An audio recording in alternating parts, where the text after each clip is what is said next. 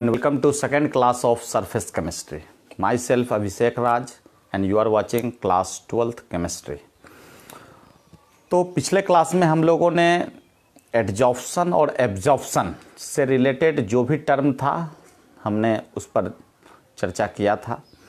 आज दोनों के बीच डिफरेंस को हम देखेंगे और साथ ही फिजियोसॉर्प्शन और केमिसॉर्प्शन, फिजिसॉर्प्शन और केमिसॉर्प्शन के बीच भी हम डिफरेंस के माध्यम से उसके सभी पॉइंट को समझने का प्रयास करेंगे।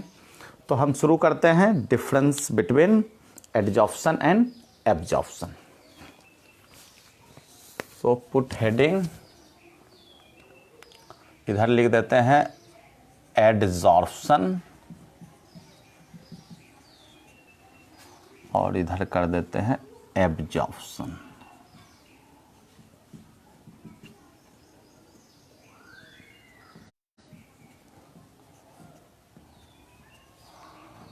और इस दोनों के बीच एक सेपरेशन लाइन हमने दे दिया।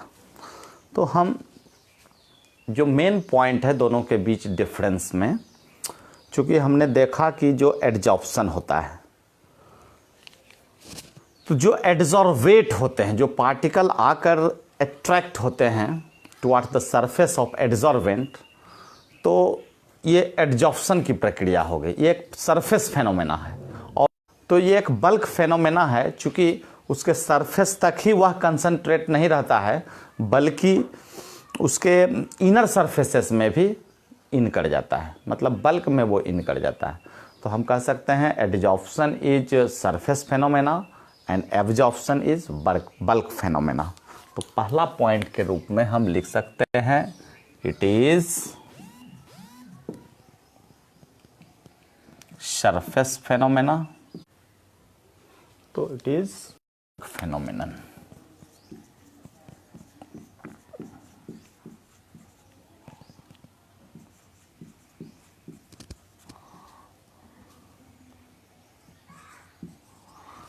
तो क्लियर हो गया फर्स्ट पॉइंट। हम देखते हैं कि जो एडजॉर्प्शन है तो एडजॉर्वेट का जो कंसंट्रेशन होता है वो eight the surface much more होता है, लेकिन हम एब्जॉर्प्शन में क्या देखते हैं कि जो कंसंट्रेशन है वो यूनिफॉर्मली डिस्ट्रीब्यूटेड होता है थ्रू आउट द बल्क। तो कंसंट्रेशन ऑफ एडजॉर्बेंट हम लिखेंगे second point, concentration of adsorbent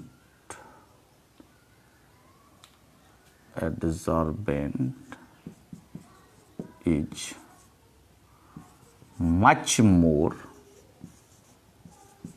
at the surface.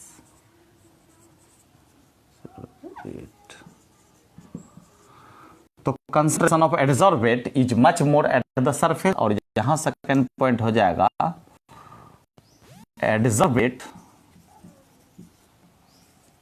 Are distributed uniformly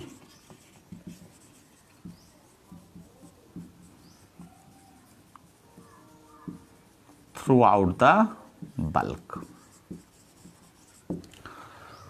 तो क्लियर है कि यूनिफॉर्मली जो है डिस्ट्रीब्यूटेड होता है। कौन? तो एडसॉर्वेट किस पर? तो एडसॉर्बेंट के सरफेस पर।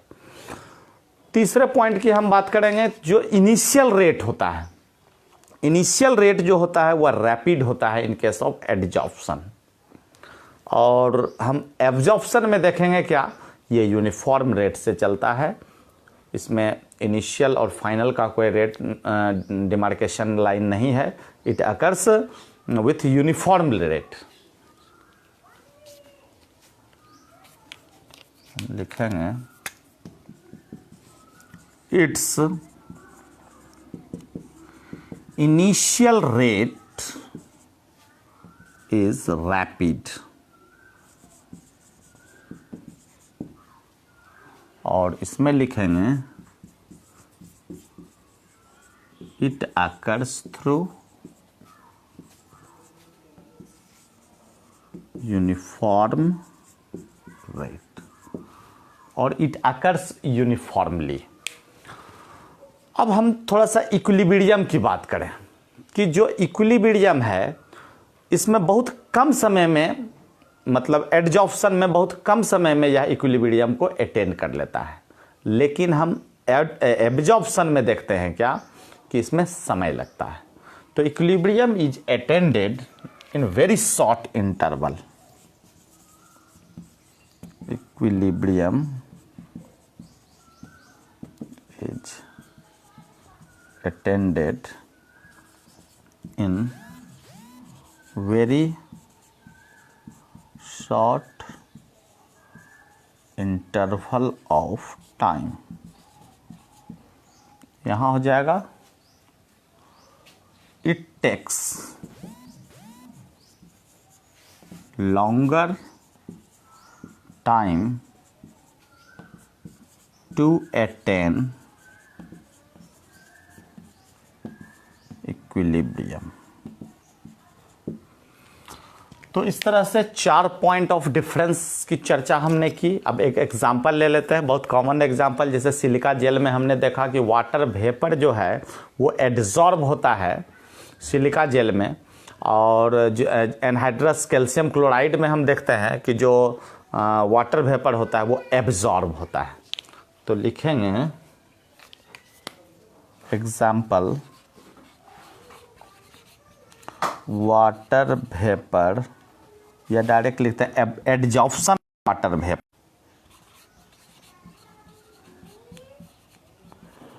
Adsorption of water vapour on silica gel. और यहां क्या हो जाएगा,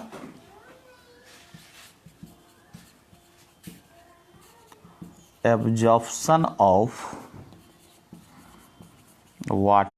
तो हम यहां देखें कि absorption of water vapour on anhydrous CaCl2।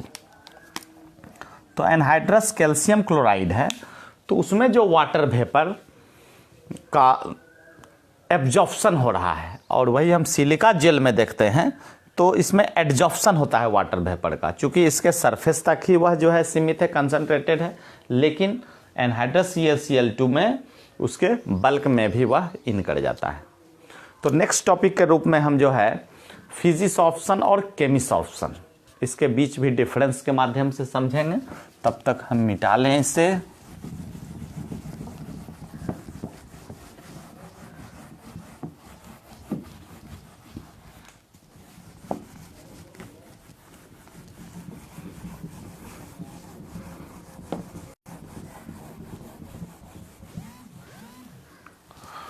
तो हम देखने वाले हैं फिजिसॉर्प्शन,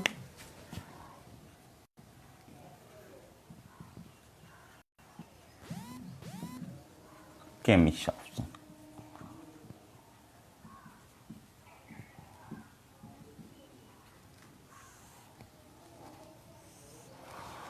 तो डिफरेंस के ही माध्यम से इसे समझें। हम देख रहे हैं चूंकि ये दोनों दो टाइप जो है एडजॉर्प्शन का ही है, तो जो फिजिसॉर्प्शन होता है, जो फोर्स ऑफ अट्रैक्शन है बिटवीन एड्जॉर्वेट और एड्जॉर्वेंट, दोनों के बीच जो फोर्स ऑफ अट्रैक्शन है यहां पर वीक वैन डर वाल फोर्स होता है, तो हम इजीली उसको डिसॉर्ब भी कर सकते हैं। लेकिन केमिसॉर्प्शन में क्या होता है कि जो फोर्स ऑफ अट्रैक्शन है एड्जॉर्वेट और एड्जॉर्वेंट के बीच, तो ऑलमोस्ट जो है उसका सेम स्ट्रेंथ का बॉन्डिंग है। कह सकते हैं क्या कि मोर स्ट्रॉन्ग केमिकल बॉन्ड के द्वारा वो जुड़ा हुआ रहता है। तो हम लिखेंगे the force of attraction first point में,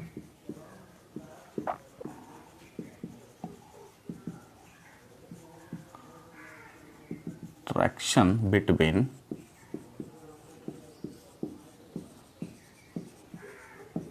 adsorbate and adsorbent is weak van der Waal force। और यहां देखेंगे फर्स्ट पॉइंट में the force of attraction between adsorbate and adsorbent is of equal strength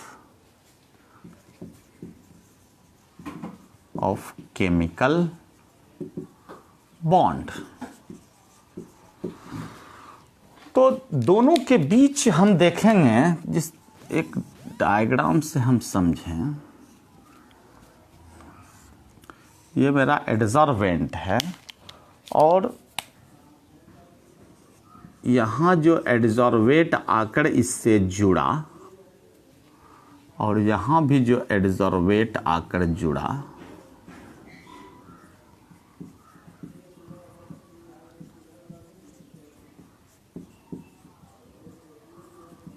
एडसॉर्बेंट, तो हम यहाँ जो देख रहे हैं बॉन्डिंग वो वीक बॉन्ड है, इसके बीच जो बॉन्ड है वो वीक है, वीक वेन डर वाल्स।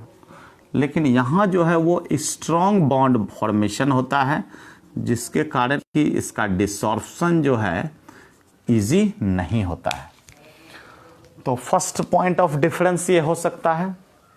हम देखते हैं कि जो फिजिसॉर्प्शन होता है वो नॉन स्पेसिफिक इन नेचर होता है, मीन्स कि कोई भी जो मॉलिक्यूल्स हैं वो आकर के सरफेस से अटैच हो जाते हैं।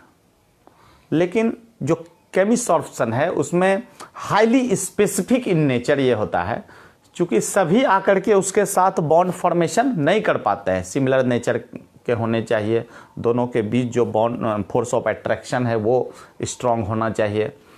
तो हम देखेंगे कि physisorption non specific in nature. Second point ले लें, it is non specific in nature, और इसमें देखेंगे second point, it is highly specific.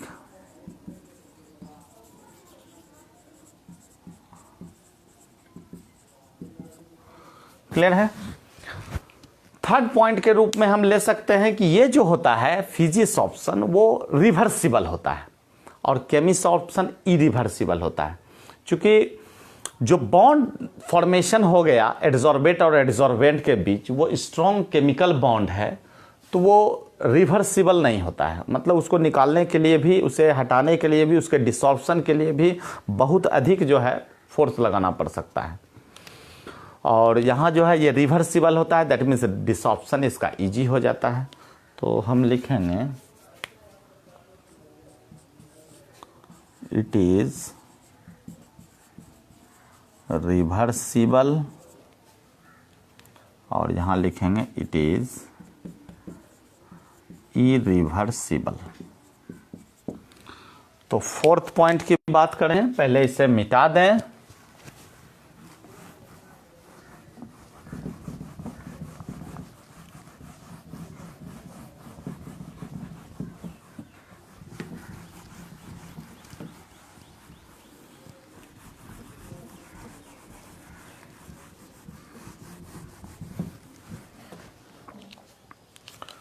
चलिए फोर्थ पॉइंट के रूप में हम ले सकते हैं ये enthalpy of adsorption.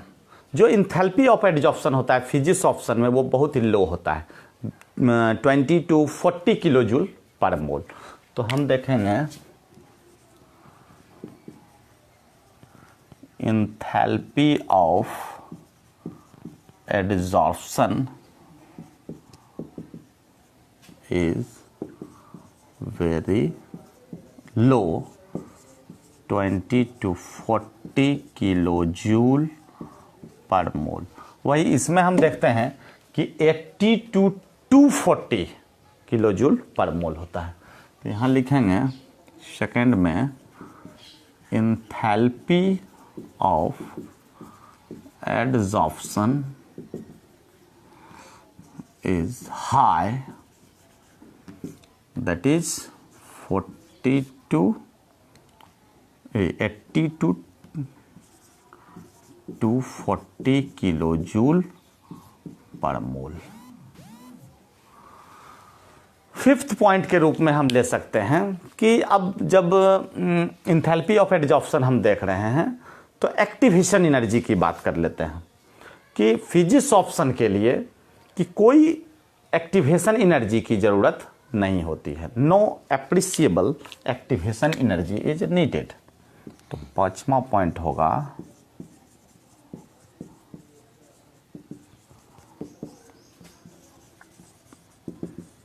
Activation energy is required.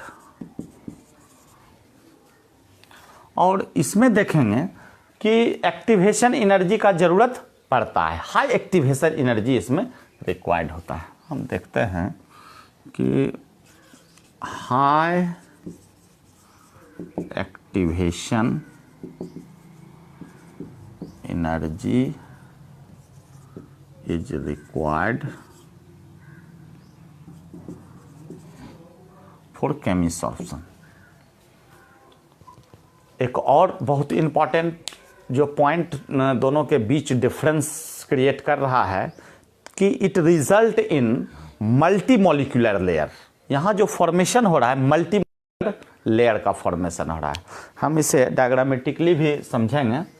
पहले मिटा देते हैं पॉइंट को और सिक्स्थ पॉइंट के रूप में हम लेते हैं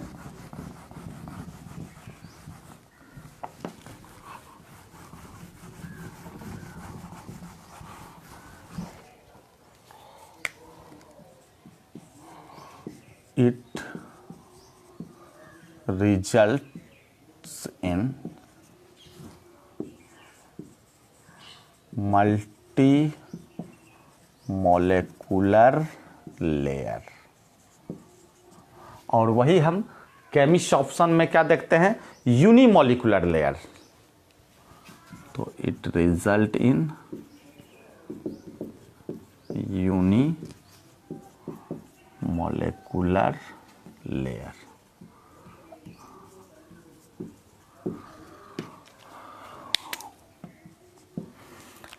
तो हम देखने जा रहे हैं, ये मेरा एडजॉर्बेंट हो गया,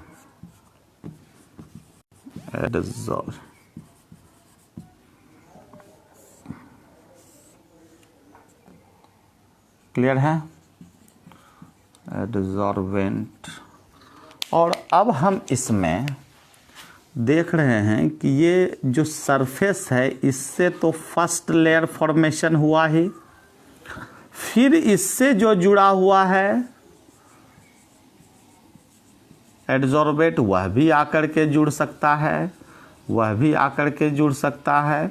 और इस तरह से हम देखते हैं कि एक लेयर नहीं मल्टी लेयर का फॉर्मेशन हो गया। लेकिन यहाँ जो अट्रैक्शन होगा वो थोड़ा ज़्यादा स्ट्रॉन्ग होगा, इसके बीच अट्रैक्शन थोड़ा वीक होगा, और ऊपर के लेयर में जाएंगे और वीक होगा। दैट मीन्स यहाँ हम देखते हैं कि जो एडजॉर्बेट है ये मल्टी मॉलिक्यूलर लेयर का फॉर्मेशन किया। और हम यहाँ देख रहे हैं कि इसमें सिंगल लेयर ही फॉर्म करता है और जो बॉन्ड है फोर्स ऑफ अट्रैक्शन वो काफ़ी स्ट्रॉन्ग होता है। नेक्स्ट जो है वो इससे आकर के जुड़ नहीं सकता है, चूंकि जो एडजॉर्बेंट है उसके साथ केमिकल बॉन्ड का फॉर्मेशन नहीं कर सकता है। तो क्लियर हो गया। तो अब हम सेवंथ पॉइंट लें कि जो एडजॉर्प्शन का रेट है वह रेट जो होता है फिजिक्स ऑप्शन में बहुत फास्ट होता है, वही हम केमिस्ट ऑप्शन में क्या देखते हैं, स्लो होता है। क्योंकि जो बॉन्ड फॉर्म कर पाएगा दोनों के बीच नेचर सेम होना चाहिए और आराम से वो आकर के इक्वल एक्सटेंट में जो बॉन्डिंग होना चाहिए केमिकल बॉन्ड वो होना चाहिए, तभी वो एडजॉर्प्शन केमिस्ट ऑप्शन हो सकेगा।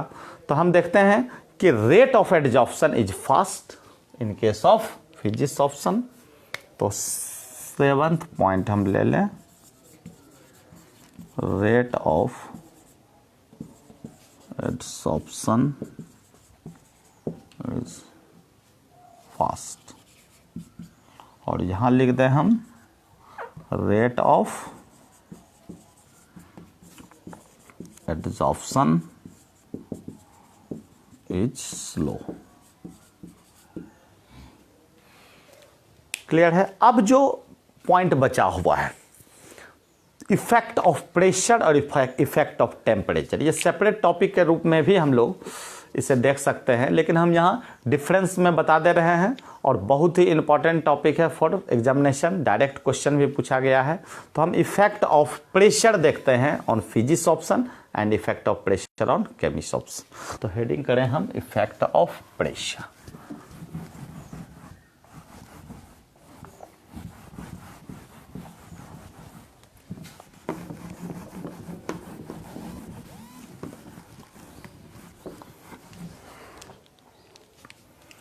Effect of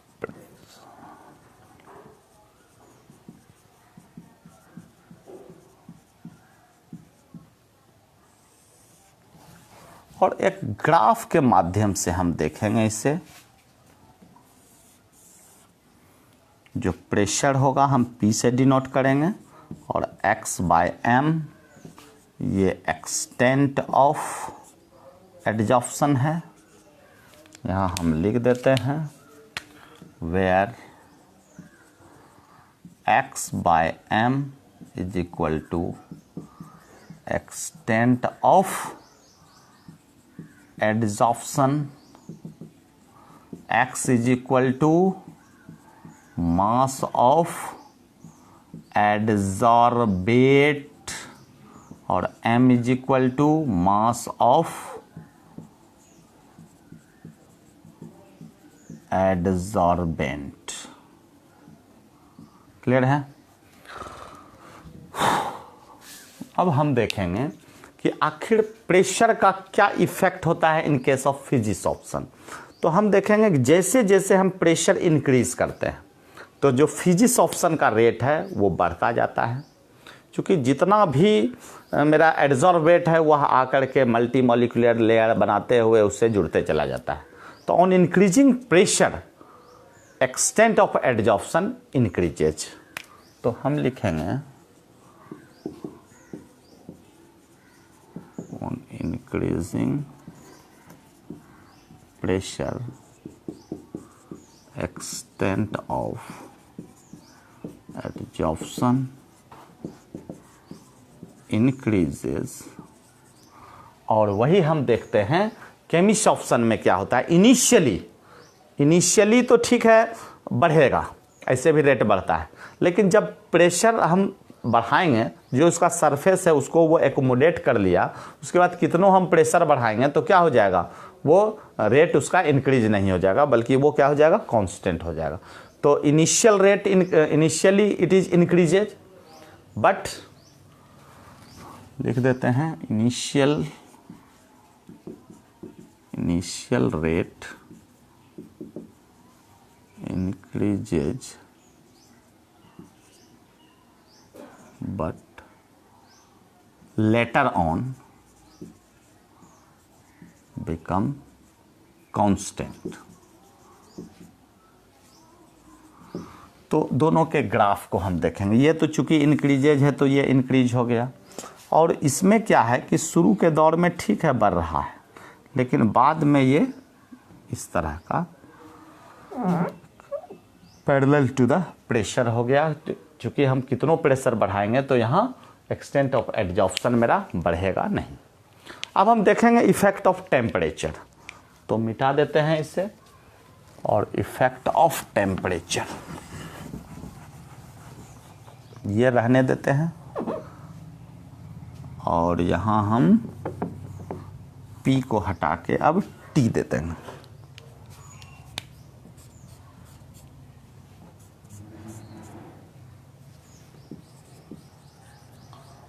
effect of temperature हम देखने जा रहे हैं कि आखिर हम टेम्परेचर बढ़ाएंगे तो फिजिक्स ऑप्शन और केमिस्ट्री ऑप्शन में क्या प्रभाव पड़ेगा। तो जितना हम टेम्परेचर बढ़ाएंगे, फिजिक्स ऑप्शन में के केस में क्या हो जाएगा कि जो सरफेस पर एब्जॉर्बेट लाई कर रहा है वो उसके सरफेस को छोड़ देगा, उसमें काइनेटिक एनर्जी आ जाएगा, तो वो क्या हो जाएगा, डिसॉप्शन का प्रोसेस जो है यहाँ होने लगेगा। तो डिक्रीजेज विथ इंक्रीजिंग टेम्परेचर। तो हम यहाँ लिख सकते हैं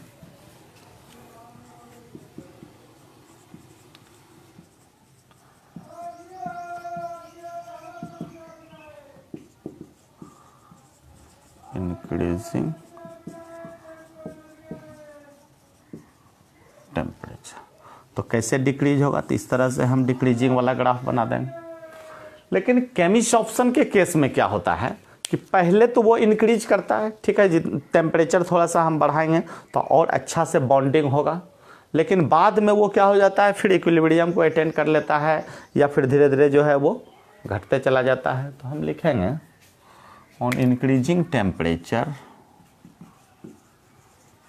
इंक्रीजिंग टेम्परेचर